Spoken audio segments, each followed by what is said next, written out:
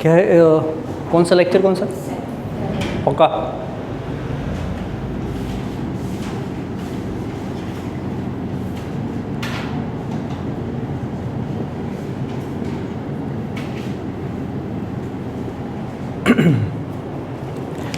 Magnetic effect of current day 7। कुछ काम की बात बताऊंगा कि कृष्ण भगवान के बर्थडे में भारत देश का झंडा क्यों लगा हुआ है? 2 in 1 काम कर रहे हैं मतलब। नहीं, 1-2 नहीं लगे, काफ़ी लगे।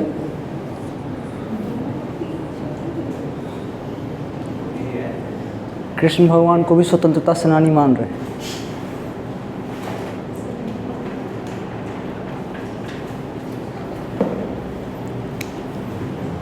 चले, अभी जो मैं बताने जा रहा हूँ उसको बोलते हैं वेलोसिटी सिलेक्टर। वेलोसिटी सिलेक्टर बोलते हैं उसको, वेलोसिटी सिलेक्टर नाम ऐसे लिखते हैं, वेलोसिटी सिलेक्टर। ये क्या है? ये एक तरीका है। जैसे मान लो कोई मैग्नेटिक फील्ड में तुमने बहुत सारे चार्ज पार्टिकल डाले, खूब सारे चार्ज पार्टिकल डाले, लेकिन उसको ठीक तरीके से अरेंज करने का एक जुगाड़ है वेलोसिटी सिलेक्टर। और इसी कॉन्सेप्ट पे एक डिवाइस बेस्ड होता है जिसको बोलते हैं स्पेक्ट्रोमीटर, मास स्पेक्ट्रोमीटर। मतलब उसके हेल्प से जो आयंस होते हैं ना, आयंस के मास को तुम पता कर सकते हो। जैसे तुम अभी याद करते हो ना, इस आयन का ये मास ऐसे निकालते हो, तो कोई ना कोई तरीका तो रहा होगा उसके कैलकुलेशन का, तो वो यहाँ से निकल के आता है। थोड़ी सी बात सीखने की है, चूँकि क्वेश्चन आते हैं। तो ऐसा मानिए कि पहले इसमें हम इलेक्ट्रिक फील्ड भी जनरेट करेंगे और मैग्नेटिक फील्ड भी जनरेट करेंगे। तो इलेक्ट्रिक फील्ड जनरेट करने के लिए ऊपर एक पॉजिटिव प्लेट लगा दिया, नीचे निगेटिव प्लेट लगा दिया, तो इलेक्ट्रिक फील्ड अपने आप जनरेट हो जाएगा ऊपर से नीचे की तरफ।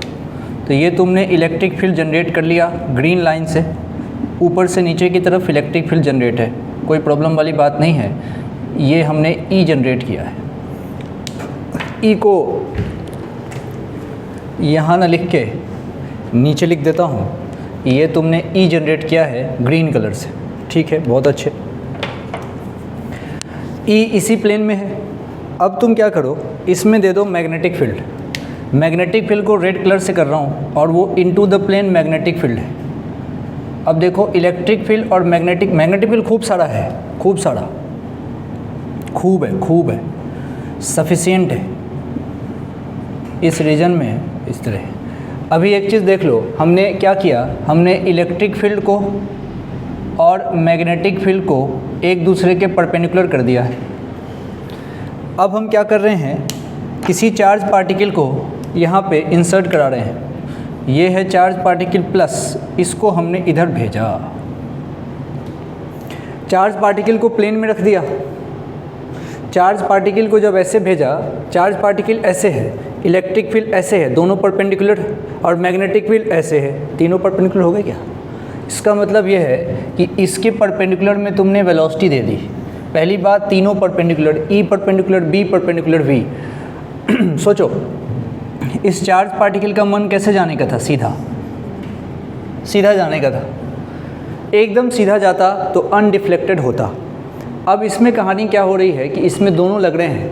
अब थोड़ा सा इलेक्ट्रोस्टैटिक्स में अगर लेके चलूँ, तो अगर कोई इलेक्ट्रिक फील्ड इधर है, कोई इलेक्ट्रिक फील्ड इस तरफ है, और उसमें कोई पॉजिटिव चार्ज रखा हुआ है, तो उस पॉजिटिव चार्ज पे फोर्स भी इधर ही लगता है, और वो होता है फोर्स कितना? तो QV।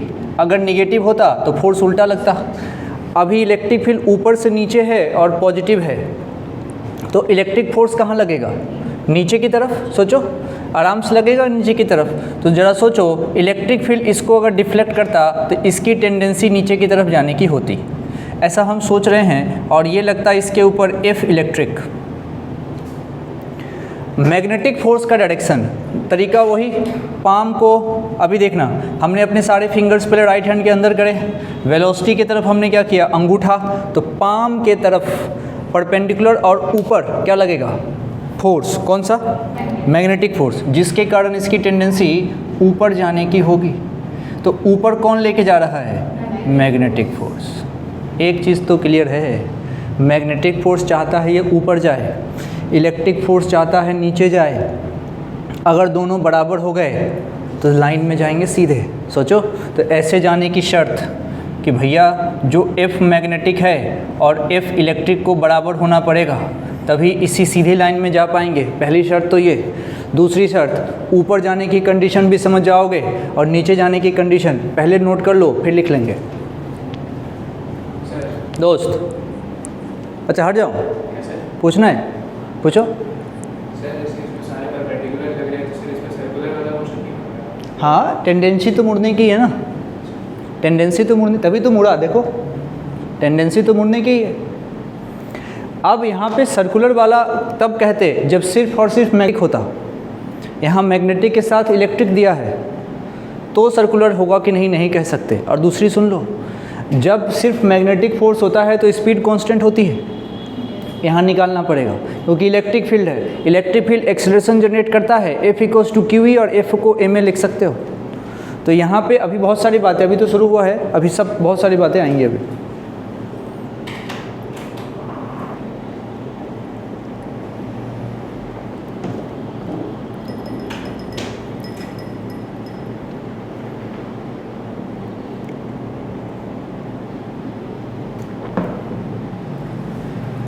तुम लोग उपवास नहीं किए हो, फास्टिंग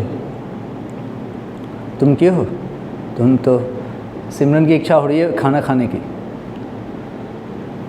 आज। भाई क्या तू भी क्यों? तुम तो करते तो जितना वो ऐसे नहीं खाते उससे ज़्यादा खाते, तो मम्मी सोची क्यों फालतू टेंशन ले रहे। उपवास करने के बाद लोग का पूरा फोकस खाने पे होता। आज तो मैं उपवास में हूँ और नौटंकी देखो, उपवास के नाम पे उपवास स्पेशल खाना भी अवेलेबल है। ये बताओ क्या नाटक है? अरे बोलते हैं ना फास्टिंग स्पेशल नमकीन टाइप का कुछ आता है ना, ऐसे हल्दीराम का है ना, फास्टिंग स्पेशल। अरे भाई जब फास्टिंग है तो क्या का स्पेशल, आराम छोड़ो अंदर। फास्टिंग का मतलब हमारे गांव में करा जाता है, मम्मी करती है तीज, अब बेटे के लिए किया जाता है जितिया, और there is again Chhath Puja. Chhath Puja generally घर के जो बुजुर्ग होते हैं मोस्ट ऑफ द टाइम वो ही करते हैं, तो दादी करती थी देन आफ्टर। इन सब में पानी तक नहीं पीते लोग भाई, वो होता उपवास। मैंने पूजा के नाम पे दे ठास भोजनम, फ्रूट पे फ्रूट, फ्रूट पे फ्रूट। चलो आओ आओ आओ आओ आओ। अब देखिए, मैं पहले चाहता हूँ, अब देखना तुम लोग पॉइंट वाइज लिखना। मैं पहले चाहता हूँ ऊपर जाए, मैं चाहता हूँ ऊपर जाए। ऊपर जाने की शर्त F मैग्नेटिक को ज़्यादा होना पड़ेगा, F मैग्नेटिक को ज़्यादा होना पड़ेगा F इलेक्ट्रिक से। बताओ मैग्नेटिक फोर्स यहाँ पे कितना लगेगा? सिर्फ QVB, क्योंकि एंगल तो 90 है। वेलोसिटी का हमारे मैग्नेटिक फील्ड के साथ एंगल 90 है, तो लगेगा QVB बड़ा होना चाहिए किससे? QE से। Q से Q खत्म, तो बताओ V क्या होना चाहिए? E/B से ज़्यादा होना चाहिए।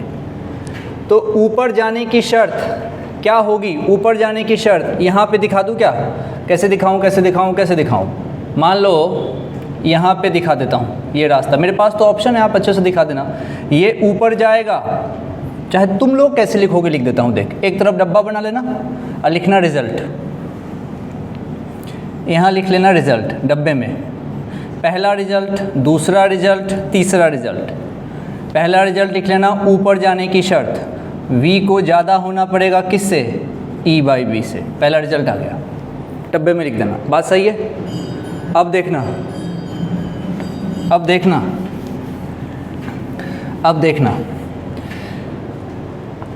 ये तो खुद ही बना सकते हैं, ये तो दोनों बराबर है। F मैग्नेटिक QVB बराबर QE, Q से Q हटाइए, V = E/B। तो ऑप्शन में यहाँ पे अगर V = E/B रहे तो ये भी सही। तो रिजल्ट नंबर दूसरा, मतलब अनडिफ्लेक्टेड, अनडिफ्लेक्टेड लिखा है मैंने, है ना। ये तब होगा जब v e बाई बी के बराबर हो।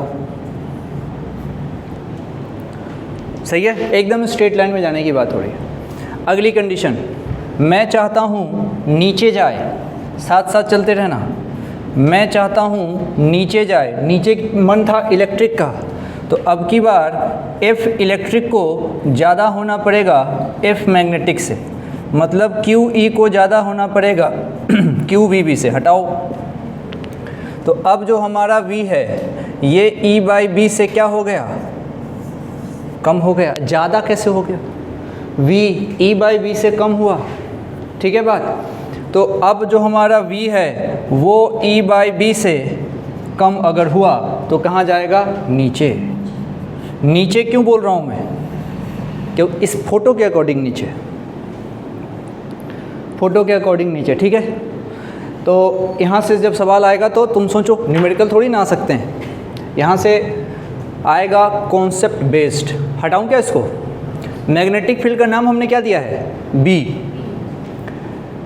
अब अगर इसको हटाने के बाद इस फोटो को एक बार और बनाते हैं, इसको हटाने के बाद फोटो को एक बार और बनाते हैं,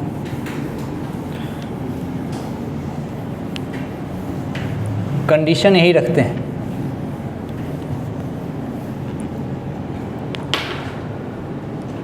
इसके नीचे लिखो concept mass spectrometer. Mass spectrometer एक लैंग्वेज लिख लो। In the same figure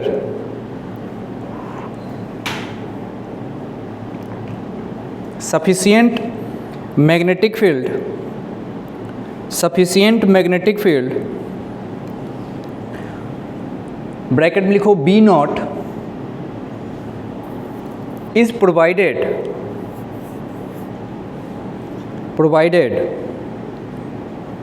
as shown in figure,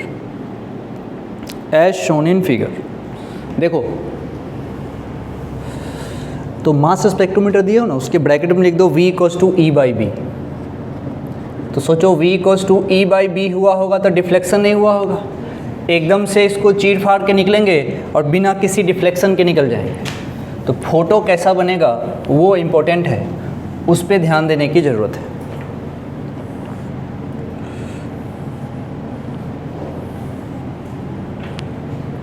अभी मत बनाना, अभी बस तुम देख लो। ये negative negative negative negative negative, electric field इसका इधर था, इलेक्ट्रिक फील्ड इसका इधर था, कोई दिक्कत नहीं है। टेंडेंसी इसकी ऐसे जाने की थी, यहाँ से इसकी एंट्री हुई थी क्योंकि इधर से v वेलोसिटी से। मैग्नेटिक फील्ड यहाँ पे अंदर की तरफ था, वो तो प्लेट तक था, चलो ठीक है। उसके बाद हमने एडिशनल मैग्नेटिक फील्ड दे दिया यहाँ तक अगर देखा जाए तो कौन है, दोनों हैं, यहाँ तक दोनों हैं, इलेक्ट्रिक फील्ड भी है और मैग्नेटिक फील्ड भी है, यहाँ तक दोनों हैं। एक रीजन लेता हूँ, मान लो यहाँ, और यहाँ पे सिर्फ और सिर्फ मैग्नेटिक फील्ड दे रहा हूँ, सफिशिएंट मैग्नेटिक फील्ड जितना इसको चाहिए था अपने आप को घुमाने में, सफिशिएंट मैग्नेटिक फील्ड दे रहा हूँ।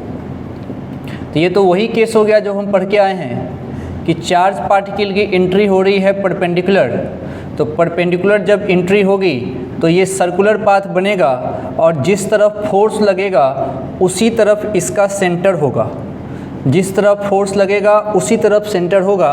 ये जो मैग्नेटिक फील्ड है ये अलग है, इसका नाम B नॉट रखा, इसका नाम B नॉट रखा। अब देखना, अब यहाँ से एंट्री जो हुई है इस पे ध्यान देते हैं। इसके अंदर एंट्री हुई इस चार्ज पार्टिकल की किसी वेलोसिटी v से, और समझो वो भी पक्का क्या रहा होगा, E बाई बी, वो v E बाई बी रहा होगा।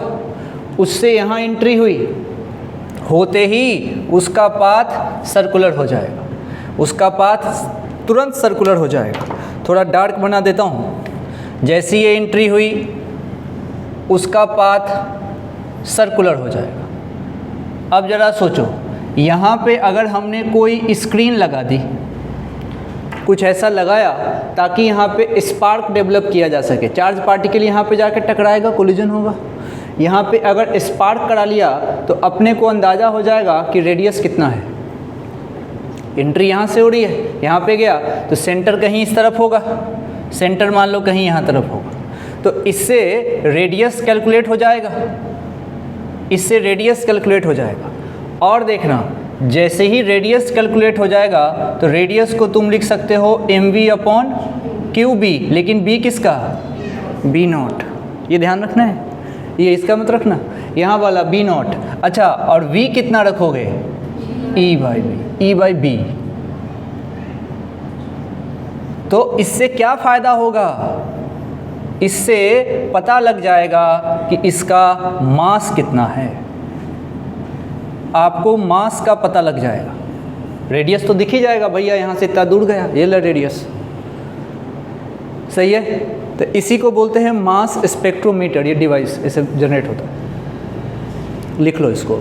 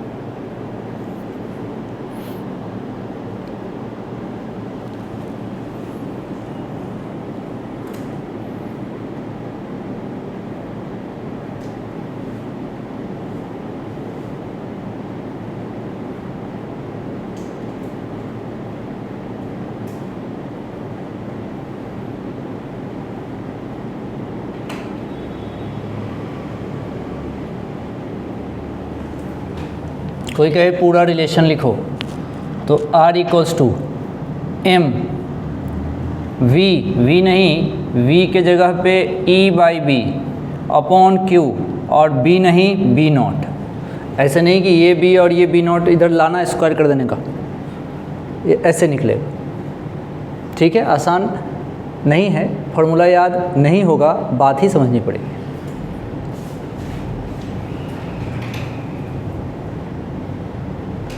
ठीक है, अब देखो बात, ये तो तब था जब तुम्हारे पास सब परपेंडिकुलर थे।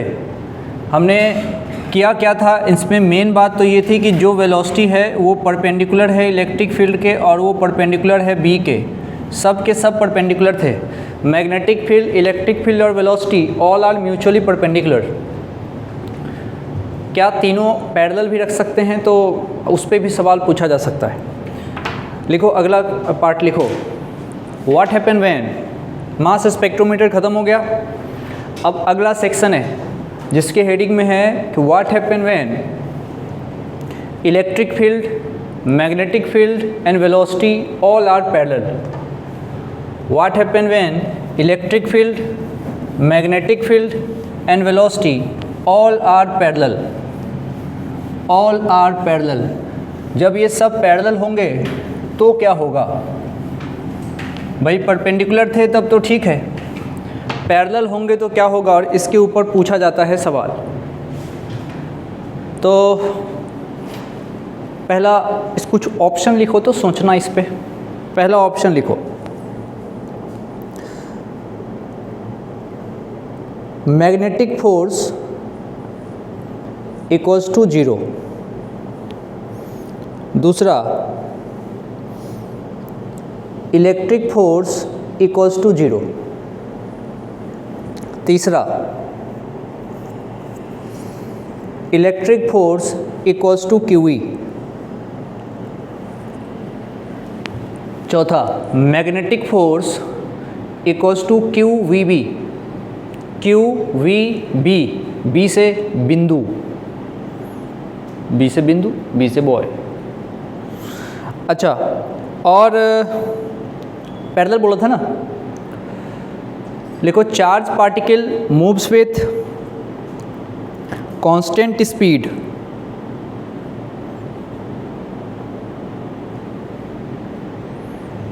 ऑप्शन सब याद दिलाना मेरे को तरीके से। अब लिखो charge particle moves in a circular path,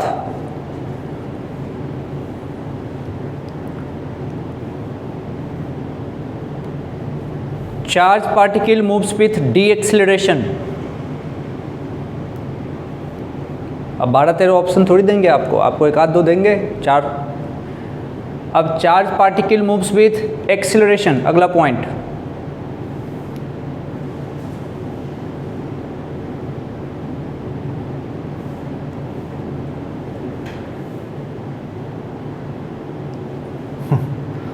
kinetic energy remains constant, kinetic energy remains constant।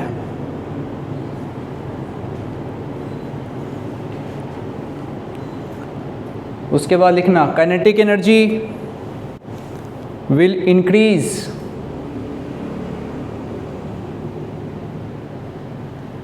Last लिख लो kinetic energy will decrease।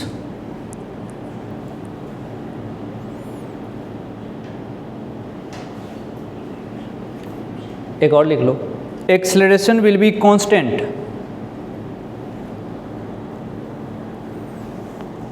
अब लिखो acceleration is Q E upon V, acceleration is Q E upon V. कितने option हो गए? हाँ 13 option. वाह, असली मल्टीपल चॉइस तो ये हुआ। 13 ऑप्शंस दिए जाएंगे आपको, 13 ऑप्शंस में से चुनिए। करो तो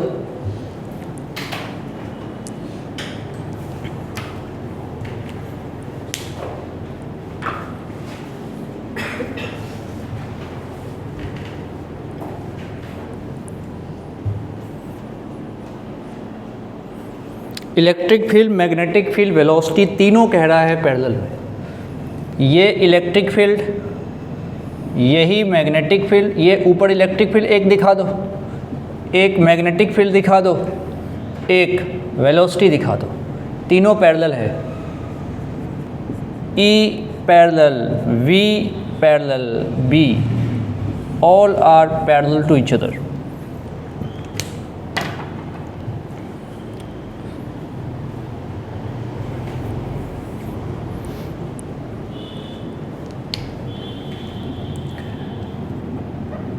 एफ इलेक्ट्रिक का फॉर्मूला होता है क्यू ई। दूसरा अपने को पता होना चाहिए एफ मैग्नेटिक का फॉर्मूला होता है क्यू वी बी साथ में साइन थीटा। दो बातें अपने को पता होनी चाहिए।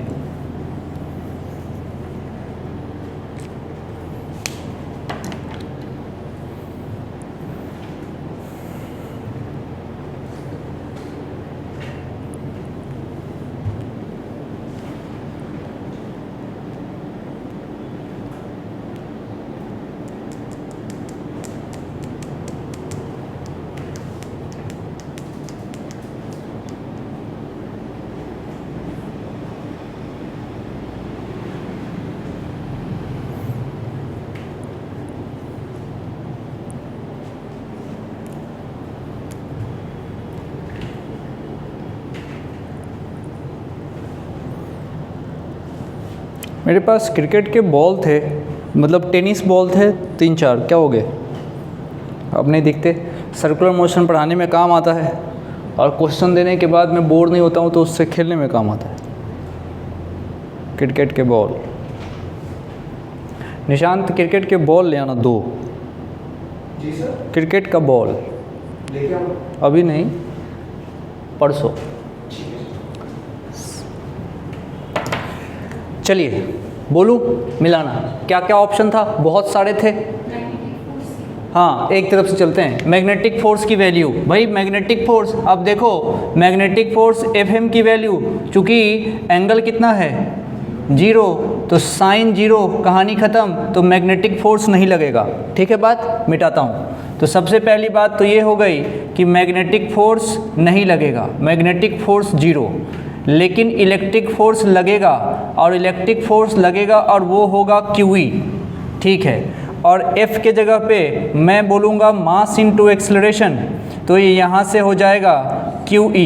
तो एक्सेलरेशन की वैल्यू कांस्टेंट होगी और वो है QE अपॉन M। तो तुम अपने हिसाब से ऑप्शन काट पीट करते रहना। अच्छा, जब एक्सेलरेशन है, अब भाई मैग्नेटिक फोर्स तो है ही नहीं, तो क्यों इसके बारे में सोचने का, तो सारा काम किस पे डिपेंड हो गया, इलेक्ट्रिक पे। अब एक्सेलरेशन है मतलब स्पीड बढ़ेगी, अब जब स्पीड बढ़ेगी तो काइनेटिक एनर्जी बढ़ेगी, काइनेटिक एनर्जी बढ़ेगी। सारे ऑप्शन हो गए क्या? हाँ, चार्ज पार्टिकल में एक्सेलरेशन है, क्यों? मैं V लिखा है जानबूझ के, आप आंसर आया QE अपॉन M, गलत है वो। Acceleration is of course constant because electric field is constant and Q and M is always constant.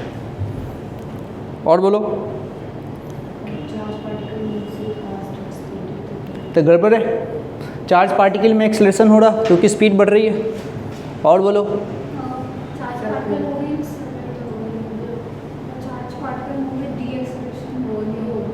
दया पागलैट,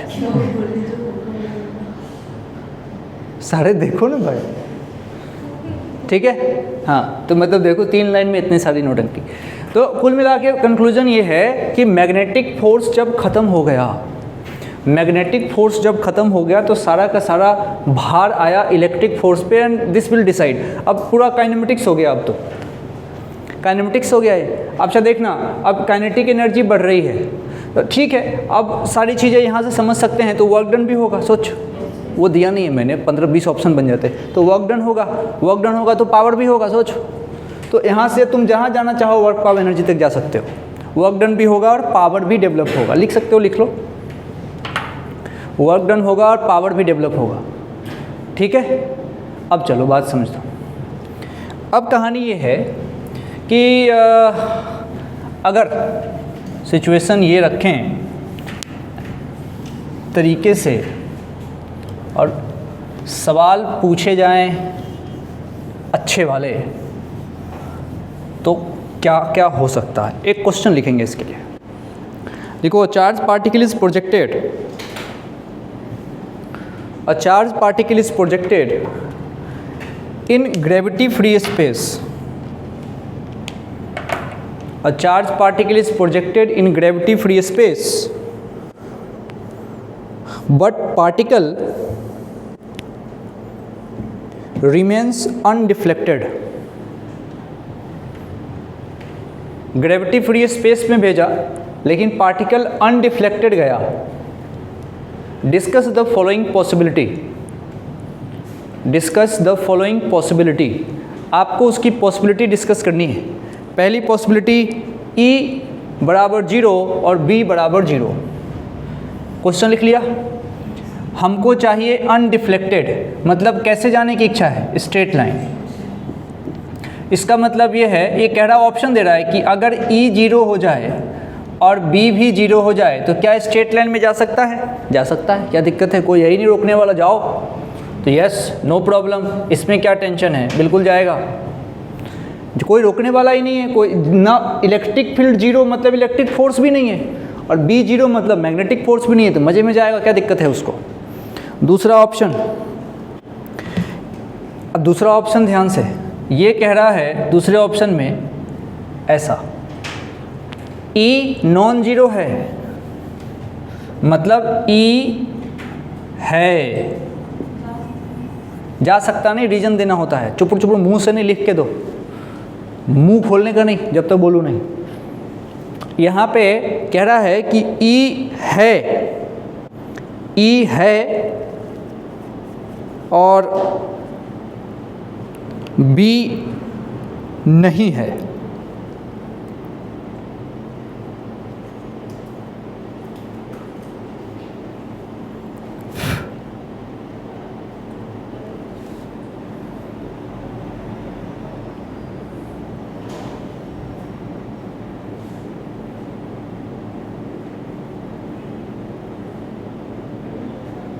बता, रीजन बताओ।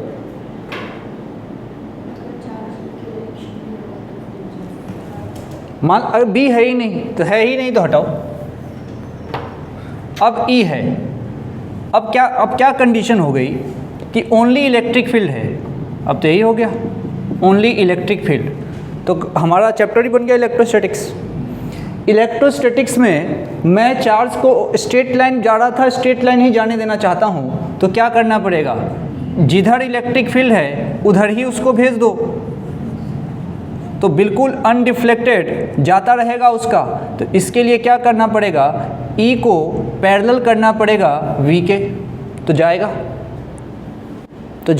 रीजन लिखते चलना पड़ेगा कि दूसरे वाले का ये रीजन है। आंसर लिख के इसको लिखो, ठीक है। अब जरा देखना, चलो ये हो गया। तीसरा तुमसे कह रहा है कि ई भी है और बी भी है। बात समझिए, कह रहा है कि ई नॉट इक्वल्स टू 0 और बी भी नॉट इक्वल्स टू 0, दोनों है। ई है एंड बी भी है, दोनों हैं, और तब भी हम स्ट्रेट लाइन जाना चाहते हैं। तो बताओ पॉसिबिलिटी है क्या? अभी पर क्या है? वेलोसिटी सिलेक्टर वाला। तो लिख लो वेलोसिटी सिलेक्टर, जहाँ पे v को क्या होना पड़ेगा? E/b। और इसके लिए क्या शर्त है? तीनों को म्यूचुअली परपेंडिकुलर होना पड़ता है। v, e और b तीनों अगर म्यूचुअल परपेंडिकुलर हैं और वेलोसिटी E/b हो जाए, उस कंडीशन में स्ट्रेट लाइन पाथ हो सकता है। इसी को बोलते हैं v = E/b ही कहलाता है वेलोसिटी सिलेक्टर। वेलोसिटी सिलेक्टर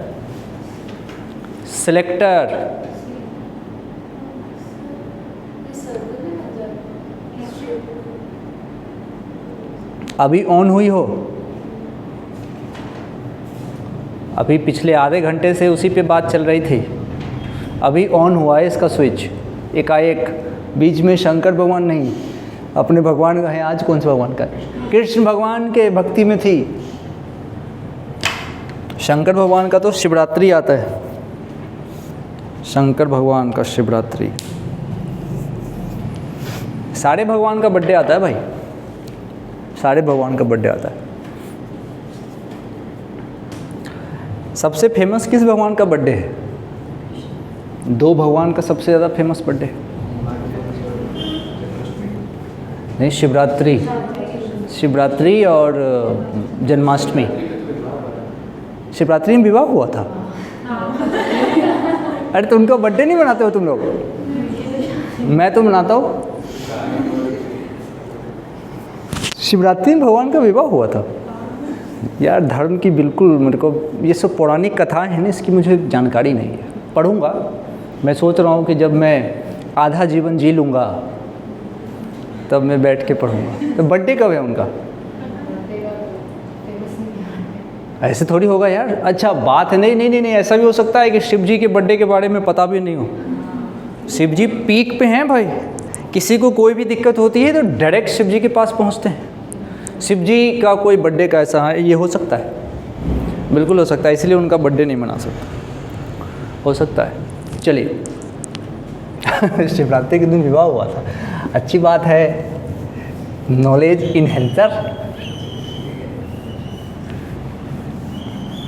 नई चीज़ें पता होनी चाहिए, देख पता होनी चाहिए।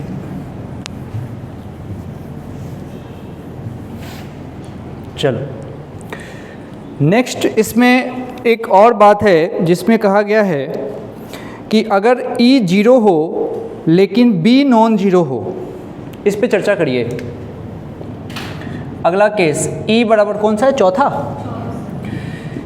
E जीरो है और जो B है हमारा वो नॉन जीरो है। E zero B non zero करो बात, सोच रहे हो कि E zero B non zero.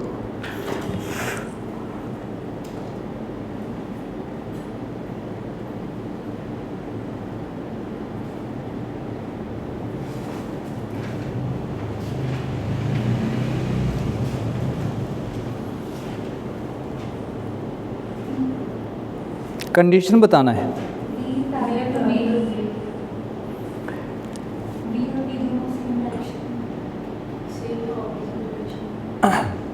ये कह रहा है कि हमारे पास E तो जीरो होना चाहिए लेकिन B हमारा नॉन जीरो होना चाहिए। तो पहली बात तो जो जीरो है उसको तो हटाओ भाई, काहे उसकी टेंशन लेने का। और B है तो सीधी सीधी बात ये है कि B है, तो टारगेट ये है कि B है और तब भी हमको सीधा ही जाना है, मतलब हमको कोई डिस्टर्बेंस नहीं चाहिए दोनों के एक तरफ। तो ये रहा B और ये रहा B, इस कंडीशन में दोनों सीधे जा सकते हैं, ठीक है। अब चारों ऑप्शन में, चारों ऑप्शन मिटाऊं, अब चारों ऑप्शन में वो ऑप्शन चुनो जिसमें नेट फोर्स जीरो है। फोर्थ क्या था, E है, E नहीं है, B है, यही तो अभी किया था। तो जब E है ही नहीं तो हटाओ, सिर्फ एक पे बात करो, बार बार दो लिख के टेंशन नहीं लेगा। तो सीधी सीधी बात है कि B है, B है तब भी स्ट्रेट लाइन जाना चाहते हैं, मतलब जैसे जा रहे थे वैसे ही वेलोसिटी रखनी चाहते हैं। तो भाई इसके लिए क्या करना पड़ेगा, B को भी इधर कर दो ताकि ऊपर देखो थीटा कितना बन जाए, 0 डिग्री। तो डिफ्लेक्ट नहीं होगा ना, उसी डायरेक्शन में जाता रहेगा। ये sin 0 1,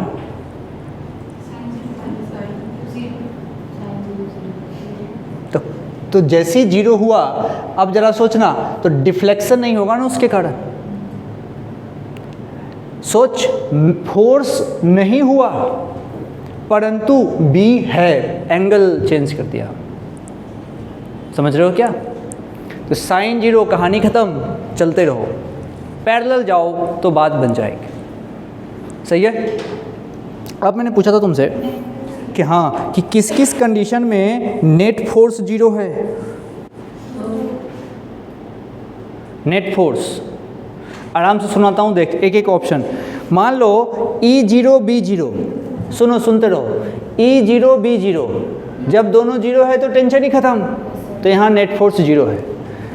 फिर मान लो मेरे पास है कि E और B दोनों, मान लो दोनों है, ऐसा केस लेते हैं, मान लो E भी है और B भी है, ऐसा मान लो E भी है और B भी है, दोनों है, क्या नेट फोर्स जीरो हो सकता है? हाँ, बराबर हो सकता है ना, बराबर हो सकता है भाई। हमारा जो क्वेश्चन था उसमें E नीचे लेके आ रहा था, B ऊपर लेके जा रहा था, दोनों को बराबर कर दूंगा, नेट फोर्स खत्म, सीधा जाएगा, हो सकता है। अब मान लो तीसरा ऑप्शन था कि हमारे पास सिर्फ B है, सिर्फ B है, क्या नेट फोर्स जीरो हो सकता है क्या? सिर्फ B है, हुआ यही वाला केस, सिर्फ B है, नेट फोर्स जीरो हो सकता है, हुआ ना। सिर्फ B है, E नहीं था, हटाओ। अब आ जाओ, B है तब भी फोर्स नहीं चाहिए उसका, हो गया ना ऐसा, क्या? अब क्या बचा? अब E है, B नहीं है, इसमें फोर्स होगा। B नहीं है, हटा दो, E है, E होगा तो कुछ भी कर लो, फोर्स होगा। अगर E है अकेले, अगर E अकेले है तो कुछ भी कर लो, फोर्स तो लगाएगा ही, F इक्वल्स टू QE, क्योंकि टेढ़ा मेढ़ा से इसको फर्क ही नहीं पड़ेगा, इसके बीच में एंगल का कोई रोल ही नहीं है। इलेक्ट्रिक फील्ड अगर है तो तुम किसी भी ओरिएंटेशन में रखो, फोर्स तो लगाएगा ही। तो ये छोटी सी बात है लेकिन काम की बात है, आपको समझ में आना चाहिए। ये है वेलोसिटी सिलेक्टर की कहानी। वेलोसिटी सिलेक्टर की कहानी।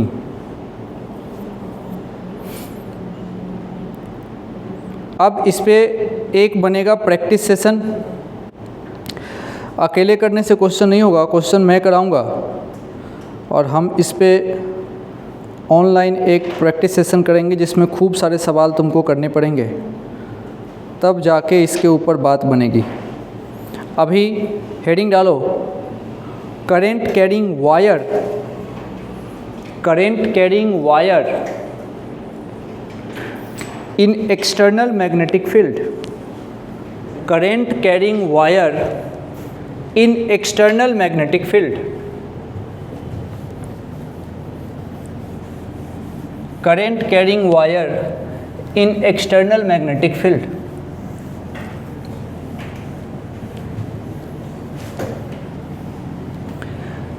अभी तक जो मैग्नेटिक फोर्स निकल के आ रहा था वो तो आ रहा था कि जब तुम किसी चार्ज पार्टिकल को चलाओगे तो इतना फोर्स लगेगा। अब जो फोर्स निकल के आएगा वो करंट कैरिंग वायर है और उसको तुमने मैग्नेटिक फील्ड में रख दिया। तो सबसे पहले लिखो इस बात को, लिखो तो एक कॉन्सेप्ट लिखो, लिखो अभी तक, till now, till now we studied about, till now we study about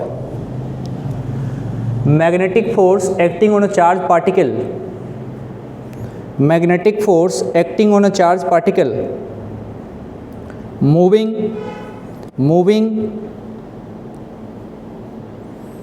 in uniform magnetic field, uniform magnetic field. Now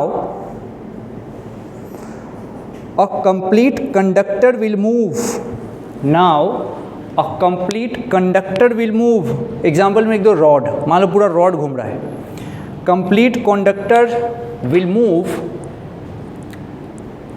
in magnetic field, in magnetic field। अब पूरा का पूरा कंडक्टर घूमेगा। अच्छा, कंडक्टर ही नहीं, कुछ भी, अब कंडक्टर कैसा भी हो सकता है, जैसे मान लो लूप हो सकता है, रिंग हो सकता है, कोई सा भी, तो पूरा का पूरा एक रिजिड बॉडी, रिंग घूम सकता है, लूप, रॉड, कुछ भी घुमा सकते हो, इसके अकॉर्डिंग बात चलेगी। अब ज़रा सोच के देखो, हमने सीखा था F = Q और साथ में था हमारे पास V × B, ये हम सीख चुके थे, ये हम सीख चुके थे।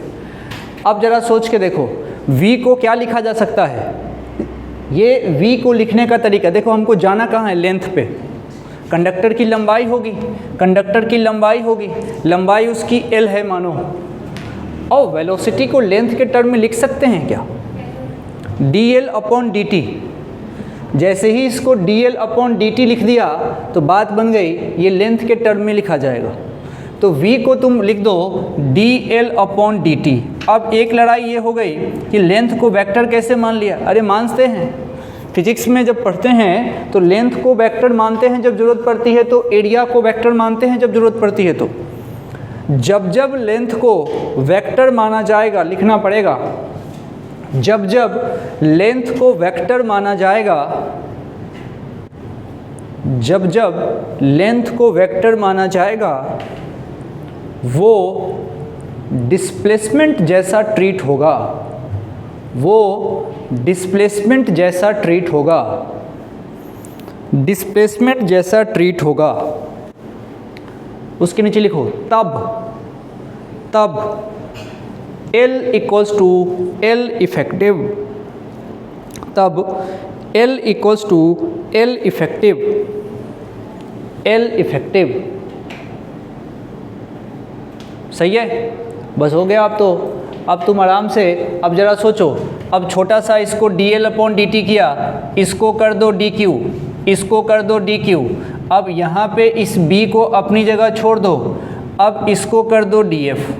अरे लिख सकते हैं ना, हम इसको 12th क्लास के हिसाब से नहीं पढ़ रहे, लॉजिकली सोचो। अब dq/dt क्या बोल सकते हो, I, तो ये यहाँ से df आएगा, dq/dt को I बोल सकते हो, और ये आ गया तुम्हारे पास dl/b, dl/b, दिमाग लगाओ, डायरेक्ट लिख रहा हूँ, F = I L/b लिख सकता हूँ क्या, सोचो, अपने को तो फील आ गया कि हाँ यहाँ से ऐसे होता है, तो डायरेक्ट ये फार्मूला आप पता होना चाहिए, F equals to I L cross B. अब मेरे साथ साथ लिखना, F equals to I L B sine theta.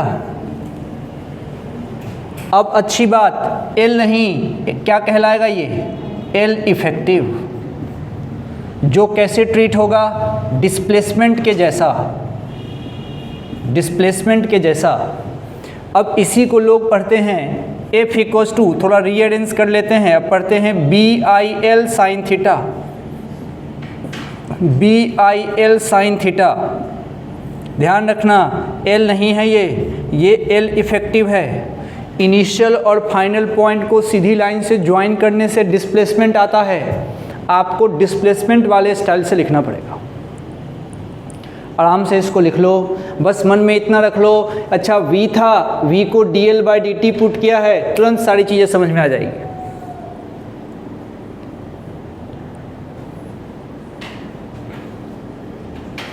सही है, तो इसी पे सवाल तरीके से दिया जाता है। अब एक चीज़ सोचना, अगर किसी वायर में करंट सप्लाई किया जाएगा, ये बात काम की है, बुद्धि लगाओ। अगर किसी वायर में करंट सप्लाई किया गया है तो वो वायर अपना खुद का मैग्नेटिक फील्ड जनरेट करता है, नॉक नॉक रूल।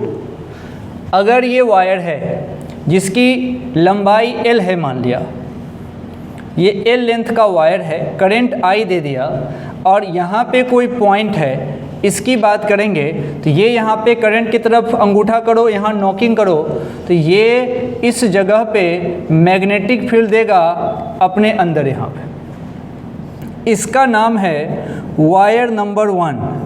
तो ये जो B जनरेट हुआ है ये किसके कारण हुआ, तो ड्यू टू वायर 1। बात समझ में आई।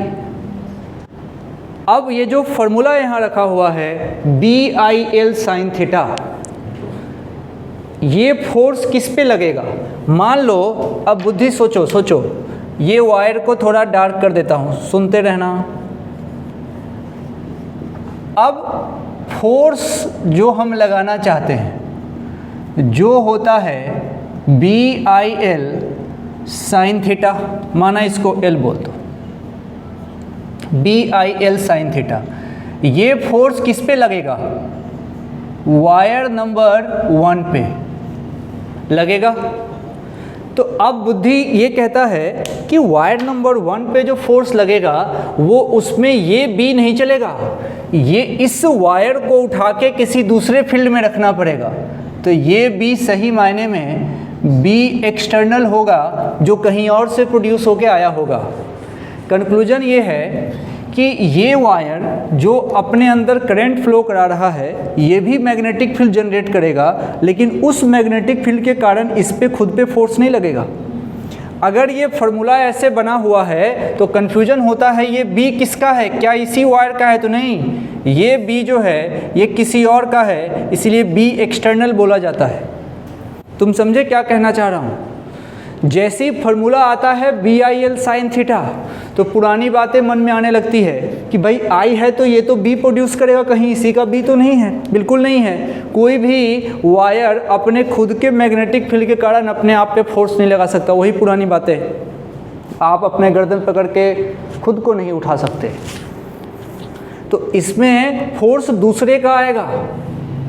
क्वेश्चन कंफ्यूज करने के लिए तुमको दोनों तरह का फील्ड देंगे, इसका भी उसका भी, आपको उसको समझना पड़ेगा, तभी आप इसको यूज़ कर सकते हैं। फोर्स अगर वायर 1 पे है तो फील्ड किसका होगा, वायर अगर दूसरा नंबर है तो उसका होगा। अगर एक वायर इसके पास रख देता हूँ और फोर्स पूछूंगा तो एक वायर का फील्ड दूसरे पे फोर्स लगाएगा और दूसरे का फील्ड पहले पे फोर्स लगाएगा। ये इस तरीके की बात समझ में आनी चाहिए, तब सब ठीक रहता है। सही है, कोई दिक्कत वाली बात नहीं। अच्छा, अब इसमें दिक्कत आती है डायरेक्शन निकालने की, कि डायरेक्शन कैसे निकालेंगे जब फोर्स करंट कैरिंग कंडक्टर की बात हो। हेडिंग दो। How to find direction, how to find direction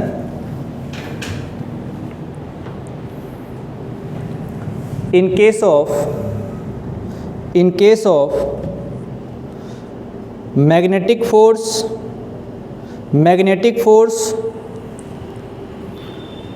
on a current carrying wire, magnetic force on a current carrying wire placed in external magnetic field, external magnetic field. कुल मिला के बात यहाँ पे ये है कि ये जो BIL साइन थीटा आया है, आप इसका डायरेक्शन कैसे निकालोगे। ये जो फोर्स का मैग्नीट्यूड तो तुमने लिख लिया कि BIL साइन थीटा, फिर थोड़ी समझदारी दिखाई, तुम्हारे मन में आया कि ये L नहीं, क्या होता है ये L इफेक्टिव। L इफेक्टिव कौन है? डिस्प्लेसमेंट है, डिस्प्लेसमेंट है। डिस्प्लेसमेंट का मतलब समझते हो? अगर इस तरह का वायर है, इस तरह का वायर है, सेमी सर्कल, रेडियस इसका R है, शुरुआत यहाँ से हुई है, ख़त्म यहाँ पे हुआ है, करंट का फ्लो इसमें I है माना। मुझे L नहीं L इफेक्टिव लेना पड़ेगा, तो यहाँ से यहाँ तक की दूरी चाहिए। इनिशियल और फाइनल को सीधी लाइन से जोड़ दिया, लो भैया जोड़ दिया। तो अपने को वायर का अब शेप नहीं, सिर्फ ये वाला लेंथ चाहिए, और ये वाला लेंथ कितना हो जाएगा? 2R। तो L के जगह पे 2R पुट करोगे। कोई भी टेढ़ा मेढ़ा ऐसा रहे, आपको तो इनिशियल और फाइनल को जोड़ना पड़ेगा, इनिशियल और फाइनल को जोड़ना पड़ेगा, उसी को बोलते हैं इफेक्टिव लेंथ।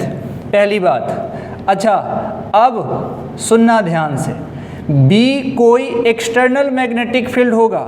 एग्जाम्पल के तौर पे, अगर अब एक चीज़ लिखने जा रहा हूँ, फोर्स लगेगा वायर 1 पे, फोर्स लगेगा वायर 1 पे, तो B किसका होगा? वायर 2 का। और करंट किसका होगा? खुद का, उसी का करंट। ये बात समझ में आनी चाहिए। 2 वायर रखे हैं, अब एक ही चीज़ मन में होना चाहिए, कोई भी वायर अपनी खुद की मैग्नेटिक फील्ड के कारण अपने आप पे फोर्स नहीं लगाएगा।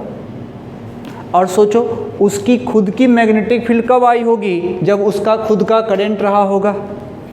तो फोर्स मुझे लेना है, 2 वायर रख दिए, फोर्स मुझे लेना है 1 नंबर पे, तो फील्ड लूँगा 2 नंबर का, काम ख़त्म। और भाई करंट तो उसका रहने दो ना, उसके करंट से तुमको क्या समस्या है। तो ये छोटी सी बात है। अब सारा खेल इसी बात पे आ गया कि भाई डायरेक्शन कैसे निकालें, डायरेक्शन कैसे निकालें। डायरेक्शन निकालने के नियम फिक्स है, आप वही नियम लगाइए सब कुछ। मैं बोलता हूँ, अपने फिंगर्स को मैग्नेटिक फील्ड की तरफ करोगे, अपने फिंगर्स को मैग्नेटिक फील्ड की तरफ करोगे, थंब को किधर करोगे? करंट की तरफ। याद करो, एक दिन बोला था मैंने कि बाद में ये V रिप्लेस हो जाएगा करंट से, तो सारे फिंगर्स को करिए मैग्नेटिक फील्ड की तरफ, थंब की तरफ किसको करोगे? करंट को, और जो perpendicular to the palm and outward होगा वो मैग्नेटिक फोर्स लगेगा। बात समझ रहे हैं? थोड़ा थोड़ा खुद से लिख लो, इसको खुद से लिख लो, लिख लो। खूब सारा सवाल पूछा जाता है इसके ऊपर, खूब सारा सवाल लिख लिया होगा। 3 चीज़ें आपको सबसे पहले, जो फिंगर्स हैं, सारे फिंगर्स को करिए किसके तरफ? फील्ड के तरफ। अच्छा, दूसरा, जो आपका थंब है उस थंब को करो करंट की तरफ। ठीक है भाई, तो रिज़ल्ट मिल जाएगा तुरंत ही। रिज़ल्ट क्या है कि perpendicular to the palm and outward, ये देगा direction of magnetic force. Direction of magnetic force, इसमें कहने की बात ही नहीं है, सिर्फ और सिर्फ हम राइट हैंड यूज़ करते हैं, सिर्फ और सिर्फ राइट हैंड यूज़ करते हैं। कभी कभी करंट का डायरेक्शन कोई तुमसे अगर पूछता है ऐसे ही बच्चों वाली बात, तो क्या बोलोगे? पॉजिटिव चार्ज के फ्लो की तरफ, या फिर नेगेटिव के अपोजिट। कन्वेंशन है, तो इसमें कोई दिक्कत वाली बात नहीं है। तो ठीक है, आप इसको आराम से कर सकते हैं। एक सवाल देता हूँ इसको समझने के लिए। एक क्वेश्चन है, कह रहा है wire PQ carries current I। एक वायर है, यहाँ बना रहा हूँ ध्यान से देखना, एक वायर है जिसका नाम है PQ और इस PQ वायर ने करंट कैरी किया है I। ठीक है भाई, इसने करंट किया है I कैरी, इसकी लंबाई है L। ये बात यहीं ख़त्म हो गई कि PQ, थोड़ा सा इसको डार्क कर देता हूँ, PQ वायर था जिसकी लंबाई थी L और इसने करंट कैरी किया है I। ठीक है भाई, इतनी बात तो हो गई। अब सुनना, अब कह रहा है another wire XY, another wire XY carries current I dash. एक वायर यहाँ रखा, इसका नाम है वायर नंबर XY, इसने करंट कैरी किया है I डैश।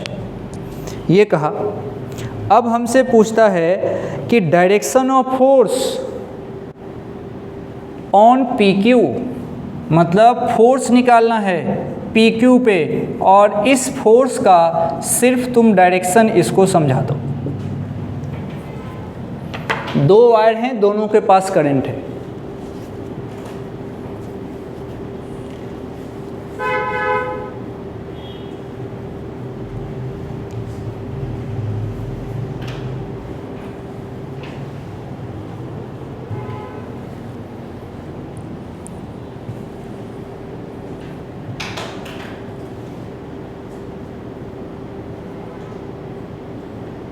बोलो। नीचे लगेगा। सोचिए, सबसे पहली बात, फोर्स किसका चाहिए, फोर्स किस पर चाहिए, PQ पर। इसका मतलब एक बात तो श्योर है कि चूंकि फोर्स PQ पे चाहिए तो फील्ड PQ का नहीं लेंगे। लिख लो इसको, since we have to find force on PQ, since we have to find force on PQ, so never take field due to PQ, never take field due to PQ। तो field किसका, दूसरे का। तो बस इसका फील्ड देख लो, इसके तरफ क्या स्थिति है, तो भाई इसके तरफ तो स्थिति ये है कि ये भाई साहब इस तरफ जो फील्ड देंगे वो क्रॉस में देंगे, ये क्रॉस में देंगे। इसने जो इधर फील्ड दे दिया वो क्रॉस में दिया।